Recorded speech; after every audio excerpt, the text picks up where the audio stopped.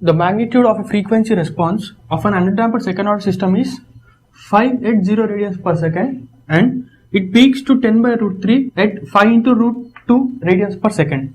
The transfer function of the system is option A 500 divided by s square plus 10s plus 100, option B 375 divided by s square plus 5s plus 75, option C 720 divided by s square plus 12s plus 144, and option D 1125 divided by s square plus 25s plus 225. Now, considering a standard second order underdamped system, its transfer function can be written as some constant k into omega n square divided by s square plus 2 zeta omega ns plus omega n square. To find the frequency response, we substitute s with j omega. We can write it as k into omega n square divided by, here we get minus omega square because j square is minus 1 plus 2j zeta omega n into omega plus omega n square is omega n square. The magnitude of the system can be written as k into omega n square divided by, here we have the real part is omega n square minus omega square, that is omega square minus omega n square whole square under root plus the imaginary part whole square, that is 2 zeta omega n into omega whole square. It is given that at 0 radians per second the magnitude will be 5. So at omega is equals to 0, the magnitude will be 5, where this we can write as k into omega n square divided by omega is 0. So omega n square whole square, that is root of, we get omega n square whole square plus, substituting omega is equal to 0, we get 0 here. So we get k is equals to 5. We got the value of k in the standard equation and we must find the omega and zeta.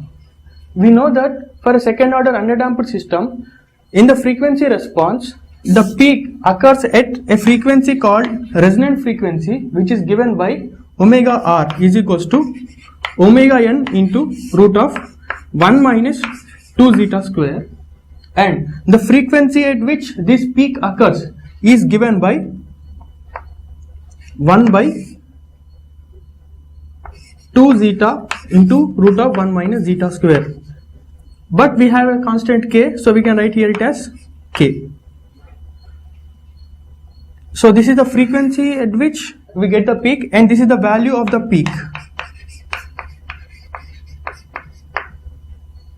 I am repeating here. For a second order system, in the frequency response, the peak occurs at a frequency called resonant frequency given by omega r is equals to omega n into root of 1 minus 2 zeta square, and the value of the peak will be k divided by 2 into zeta into root of 1 minus zeta square.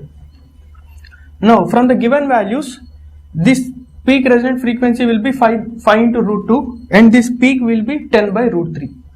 So equating it to 10 by root 3, we can find the value of zeta and hence we can find the value of omega n because omega r is given. We have k into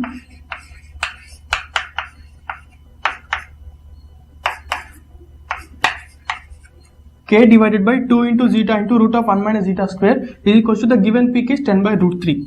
We got k is equals to 5 here. So by substituting it, we get, and cross multiplying, we get root 3 is equals to 2 into 2 because k is equals to 5. We get 4 into zeta root of 1 minus zeta square. Taking square on both sides, we can write it as 3 is equals to 16 zeta square.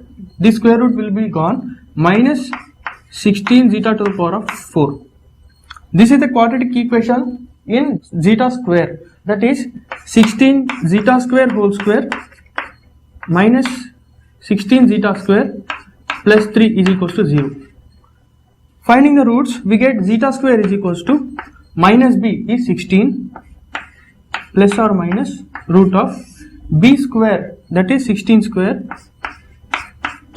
minus 4ac, 4 into 16 into 3, we can write it as 12 into 16, whole divided by 2a, that is 2 into 16. This We can write it as 16 divided by 2 by 16 is 1 by 2 plus or minus. We have 16 square minus 12 into 16. We can write it as 16 into 16 minus 12, that is 4. So root of 64 will be 8, that is 8 divided by 32. So we get two answers. This is 1 by 4, that is 1 by 2 plus 1 by 4. It will be 3 by 4, or the other option will be 1 by 2 minus 1 by 4, that is 1 by 4. So for zeta square, we get two values, 3 by 4 and 1 by 4.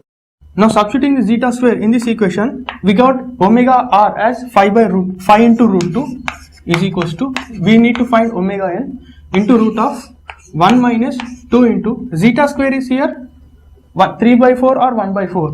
But if we take 3 by 4, this term will be imaginary. So let us take 1 by 4. We can write it as omega n into, this is 1 minus 1 by 2, that is 1 by 2. So we can write omega n is equals to 5 root 2 multiplied by this root 2. This will be 5 into root 2, that is 10. Omega n is 10. Now we have omega, that is omega n will be 10. From the given options, we can see all the 4 options have different omega n. We got omega n is equals to 10. So the right option will be option A, that is 10 square is 100. In the numerator we get 10 into omega n square, that is 500, and other terms we no need to check here.